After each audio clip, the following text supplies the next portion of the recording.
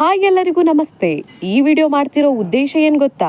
ಉದ್ದೇಶ ಸಲ ಕೇಳಬೇಡಿ, ಹಿಂಗೆ ಸುಮ್ಮನೆ ಕೆಲಸ ಇಲ್ಲ ಅದಕ್ಕೆ. ಹೌದು ಸ್ನೇಹಿತರೆ, ನಂಗೆ ಬೇರೆ ಕೆಲಸ ಇರಲಿಲ್ಲ, ಇನ್ಸ್ಟಾಗ್ರಾಮ್ ಅಕೌಂಟಲ್ಲಿ ಬೇರೆ ರೀಚ್ ಇರಲಿಲ್ಲ.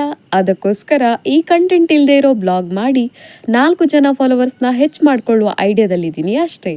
ಇವತ್ತು ನಾನು ಬೆಳಗ್ಗೆ ನಿದ್ದೆಯಿಂದ ಎದ್ದೆ, ತಿಂಡಿಯನ್ನ ತಿಂದೆ, ಮುಖಕ್ಕೆ ಒಂದ್ ಮಳ ಮೇಕಪ್ ಹಾಕೊಂಡು ಬಂದಿರೋ ಬಸ್ಗೆ ರಪ್ಪ ಅಂತ ಹತ್ಕೊಂಡು ಕುಂದಾಪುರ ಸುತ್ತಿ ಬರೋಣ ಅಂತ ಹೊರಟೆ. ಇಲ್ಲಿ ನೋಡಿ ಫ್ರೆಂಡ್ಸ್, ಇದು ಕಂಪ್ಯೂಟರ್,